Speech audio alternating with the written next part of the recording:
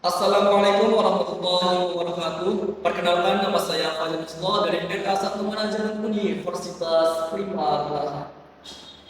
Di sini saya akan menerangkan sejarah perkembangan bahasa Indonesia. Satu bahasa, satu bahasa, satu tanah air Indonesia. Pada tanggal 28 Oktober tahun 1928, tepatnya pada Hari Sumpah Pemuda, bahasa Indonesia dikukuhkan kedudukannya sebagai bahasa nasional. Pada saat itu, para pemuda dari berbagai pelosok Nusantara berkumpul dalam suatu rapat dan berikrar.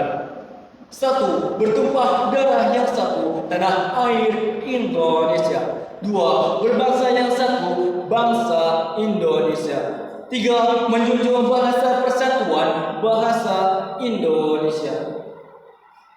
Ikrar para pemuda ini dikenal dengan nama Sumpah Pemuda. Unsur yang ketiga dari Sumpah Pemuda merupakan pernyataan tekad bahwa bahasa Indonesia merupakan bahasa persatuan bangsa Indonesia. Pada tanggal 18 Agustus tahun 1945, bahasa Indonesia dinyatakan kedudukannya sebagai bahasa negara. Karena pada saat itu Undang-Undang Dasar 1945 telah disahkan sebagai Undang-Undang Dasar Negara Republik Indonesia. Dalam Undang-Undang Dasar 1945 pasal 36 disebutkan bahwa bahasa negara ialah bahasa Indonesia. Dari mana sih bahasa Indonesia berasal? Berdasarkan keputusan Kongres Bahasa Indonesia 2 tahun 1945 di Medan menyatakan bahwa bahasa Indonesia mempunyai akar dari bahasa Melayu. Bahasa Indonesia tumbuh dan berkembang dari bahasa Melayu yang sudah dipergunakan sebagai bahasa penghubung tidak hanya dari Kepulauan Nusantara melainkan hampir dari seluruh Asia Tenggara. Perkembangan bahasa Melayu di wilayah Nusantara mendorong tumbuhnya rasa persaudaraan dan persatuan bangsa Indonesia.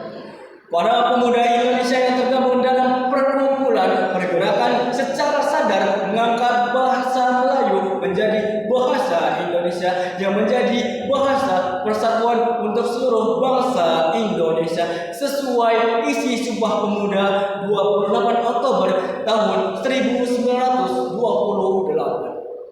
Proklamasi Kemerdekaan Republik Indonesia 17 Agustus 1945 telah mengukuhkan kedudukannya dan fungsi bahasa Indonesia secara konstitusional sebagai bahasa negara. Bahasa Indonesia baik di tingkat pusat maupun daerah, meskipun bahasa dari daerah masing-masing masih dipakai, namun untuk mempersatukan bangsa, masyarakat Indonesia antar suku menggunakan bahasa Indonesia untuk percakapan sehari-hari dan untuk mempersatukan bangsa Indonesia.